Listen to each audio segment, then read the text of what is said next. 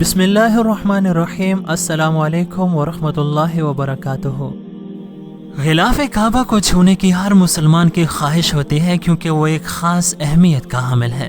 دوستو، غلاف کعبہ کو ایک اسپیشل فیکٹری میں بہت ہی خاص طریقے سے تیار کیا جاتا ہے اور کسوہ یعنی غلاف کعبہ کی تیاری میں 670 کلو خالص ریشم، 120 کلو سنہری اور 100 کلو چاندی کا دھاگا استعمال ہوتا ہے۔ ہر سال غلاف کعبہ کو فیکٹری سے حرم پاک منتقل کیا جاتا ہے اور اس وقت ایک روح پرور منظر ہوتا ہے جسے دیکھنے کے لیے لاکھوں لوگ جمع ہوتے ہیں۔ اس سال بھی مسجد الحرام میں ہر سال کی طرح حج کے موقع پر بیت اللہ شریف کا غلاف تبدیل کرنے کی ایک پرنور تقریب منعقد ہوئی جس میں بیت اللہ شریف کا غلاف تبدیل کیا گیا۔ حرمین الشریفین کے انتظامی امور کے ذمہ دار ادارے نے شاہ عبدالعزیز کمپلیکس سے غلاف کعبہ کی خانہ کعبہ شریف تک پہنچانے کی تیاری مکمل کی۔ غلاف کعبہ کو خانہ کعبہ شریف تک پہنچانے کے لیے ایک بڑے ٹرک میں رکھ کر پاک صاف طریقے سے سینیٹائز کیا گیا۔ اس کے بعد اس کے مختلف اجزاء کو محفوظ طریقے سے ٹرک میں رکھا گیا۔ دوستو، اس ٹرک کی دیکھ بھال اور غلاف کی تبدیلی اسی عملے کے دسترس میں ہوتی ہے جو انتہائی مہارت اور احتیاط کے ساتھ غلاف کعبہ کو گاڑی سے اتارنے کے بعد خانہ کعبہ میں لگانے کا کام سر انجام دیتا ہے۔